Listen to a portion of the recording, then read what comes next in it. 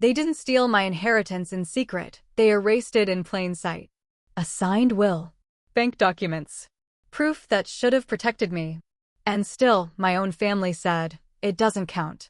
That was the moment I realized, inheritance betrayal isn't about money, it's about control. Inheritance betrayal rarely begins with greed, it begins with denial. A will ignored. A passbook dismissed. A grandparent's final wishes brushed aside as inconvenient. Families lose entire fortunes not because the money vanishes, but because truth is deliberately overlooked. Today, we uncover how written proof gets buried and why it always comes back. In many families, verbal promises are treated as sacred, often elevated above anything written on paper. A grandparent might say, "This will all be yours someday," and those words become a family myth, repeated so often that they feel more real than any legal document. Over time, authority figures, parents, elders, or the loudest voices in the room, begin to act as if their memory of events carries more weight than ink and signatures. What starts as trust slowly turns into assumption, and assumption quietly replaces legality. This belief thrives on emotion. Families are built on loyalty, shared history, and unspoken rules about respect. Challenging a verbal promise feels like challenging love itself. When someone brings out a written will or financial record, they are often accused of being cold, greedy, or disrespectful. The document isn't evaluated on its merit, it's judged through the lens of emotion. In that moment, truth stops being about facts and becomes about who has the power to define the story.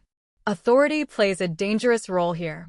Parents often believe that raising a child gives them lifelong control over outcomes, including inheritances that were never theirs to distribute. Siblings may defer to the eldest or the most dominant family member, even when that person has no legal standing. This creates a hierarchy where legality is seen as optional and obedience is expected. The law may be clear, but within the family, clarity is treated as betrayal. When emotions collide with documentation, denial becomes a defense mechanism. A written will forces uncomfortable realities to the surface: favoritism, forgotten promises, or intentional decisions made by the deceased that don't align with the family's preferred narrative. Rather than confront these truths, families often choose to dismiss the document itself.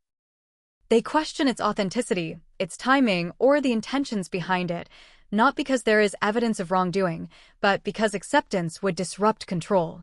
This is how truth becomes the first casualty. Once documentation is ignored, facts lose their power. The family begins to rewrite history, convincing themselves that the written proof must be wrong because it contradicts what they want to believe. Over time, this collective denial hardens into certainty. By the time the rightful heir speaks up, the family is no longer listening, they are defending a version of events that benefits them. The financial consequences follow quickly. Assets are transferred, accounts are emptied, properties are sold, and opportunities disappear.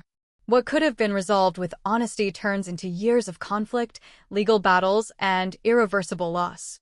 Even when the truth eventually resurfaces through banks or courts, much of the fortune and trust is already gone. In the end, the damage extends beyond money. Relationships fracture, legacies are tainted, and the final wishes of the passbooks, account records, and signed documents aren't forgotten by accident. They're ignored because acknowledging them means surrendering power.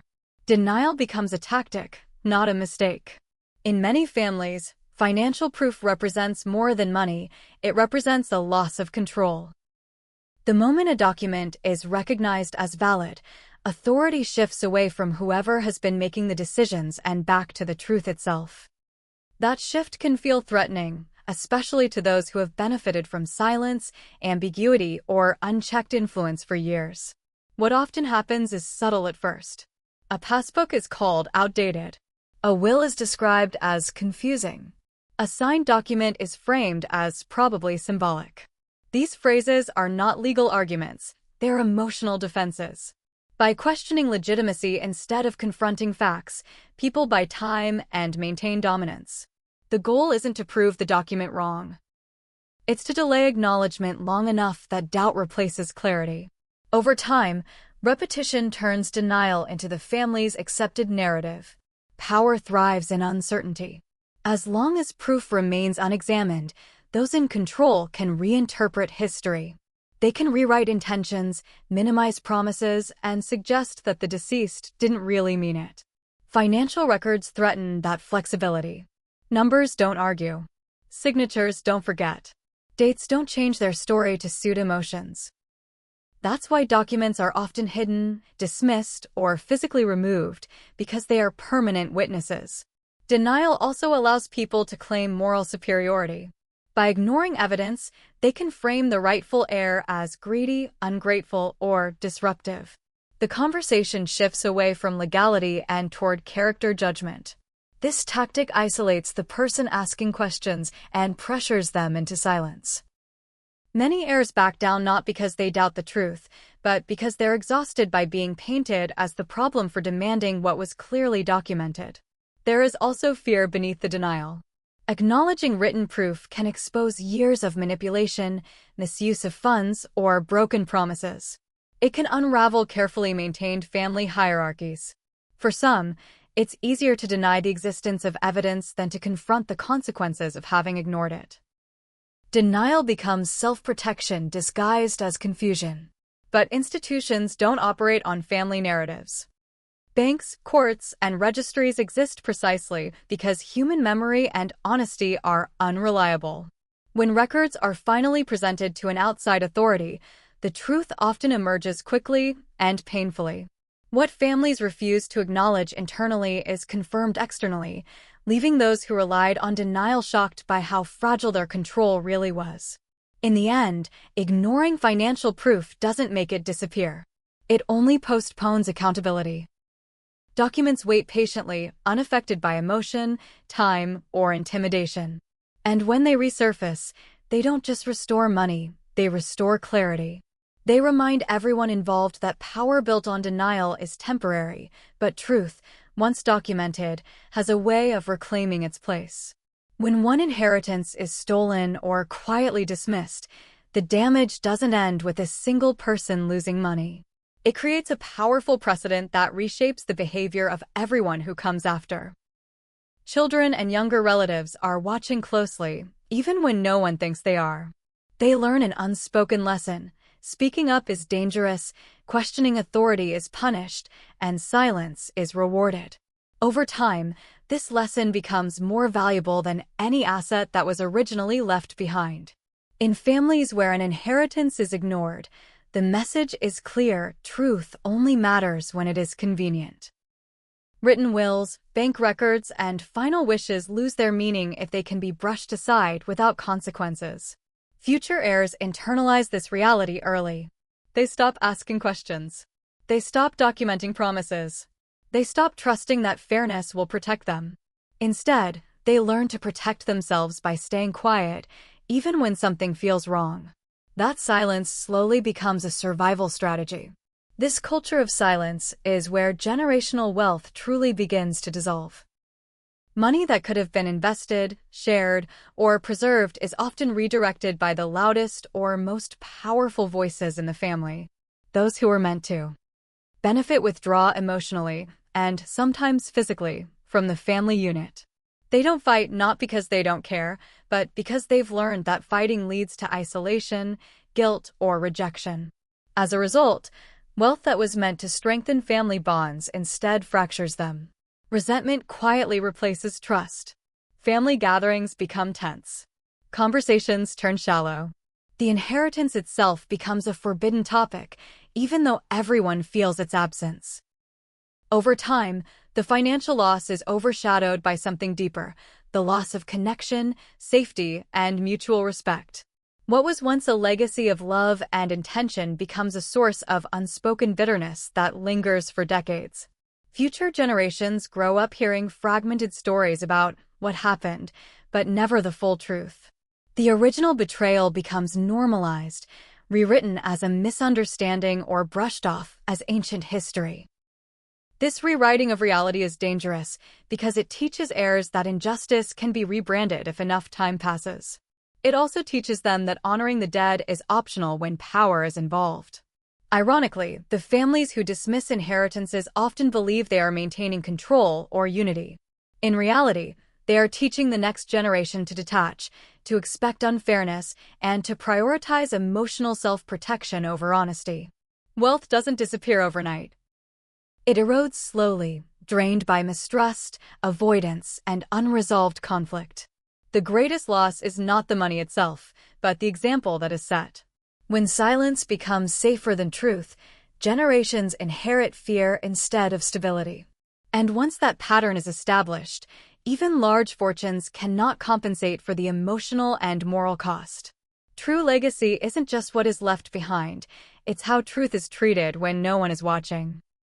Banks, courts, and official records are built to function where emotions fail.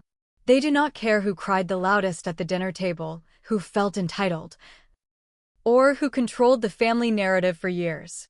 They operate on paper trails, signatures, timestamps, and verification.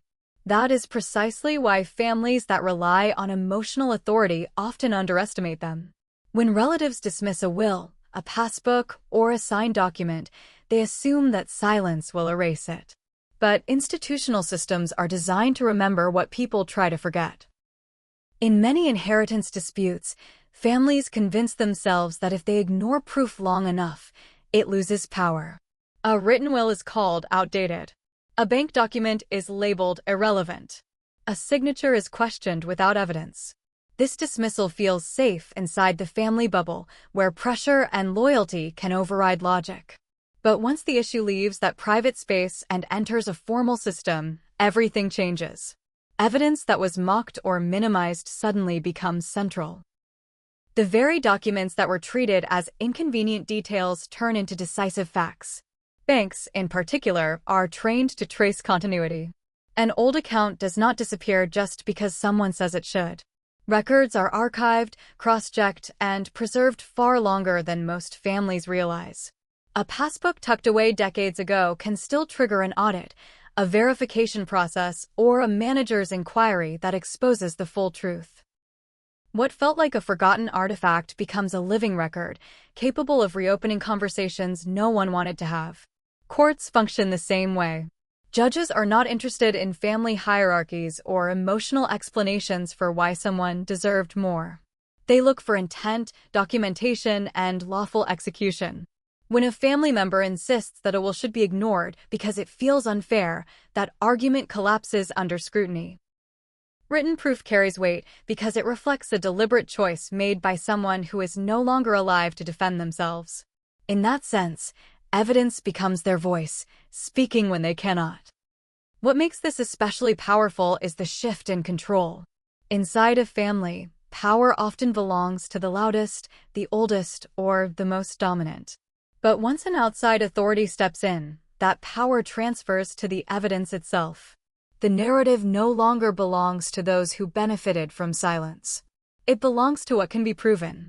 This is why accountability feels so sudden and shocking in inheritance betrayals.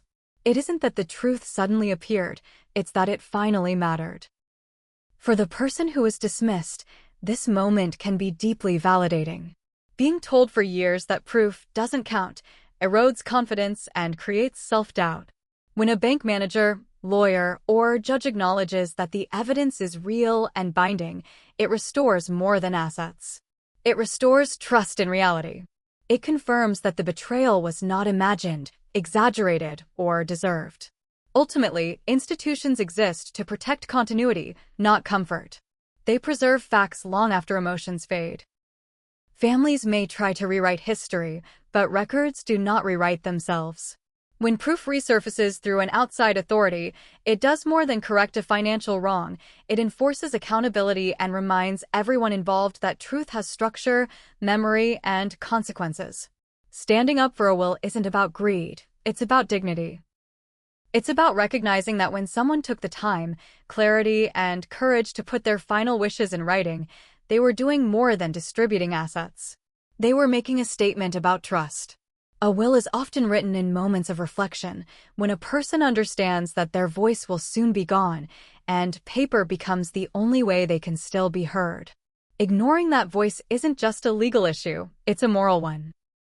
When families dismiss a will, they often disguise it as practicality or what's best for everyone. But beneath that language is a quieter truth. Control feels easier than respect. Standing up for a will means refusing to let convenience or manipulation overpower intention. It means saying that love doesn't end at death and that promises made in life don't dissolve just because enforcing them is uncomfortable. For many people, the hardest part isn't the conflict, it's the guilt. They're told that asserting their rights is selfish, that questioning family decisions is betrayal, that peace is more valuable than principle. But real peace doesn't come from surrendering your integrity. It comes from knowing you didn't allow fear or pressure to erase someone else's final act of trust. Defending a will isn't about demanding more, it's about accepting responsibility for what was intentionally given. There's also dignity in refusing to let history be rewritten. Manipulation thrives in silence, in the hope that time will blur facts and memory will soften resolve. When someone stands up and says, "This was written. This was signed. This mattered," they anchor truth in something stronger than opinion. They remind everyone involved that legacies aren't rumors, they're records. And records exist precisely because emotions can be unreliable. Honoring a will also honors the relationship behind it.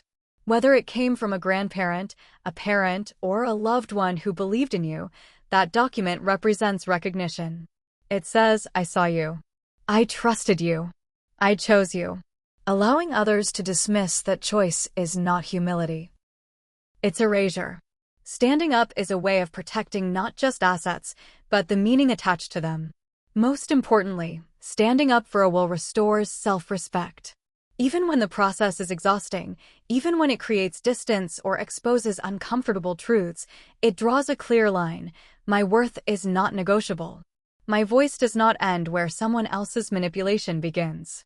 In the end, money can be lost, delayed, or diminished, but dignity compounds. It strengthens every time you choose truth over silence and honor over fear. If you've been told to let it go, remember this. Written truth doesn't expire. Evidence doesn't lose its voice. And honoring a legacy isn't betrayal, it's courage. Sometimes, reclaiming an inheritance is really about reclaiming yourself.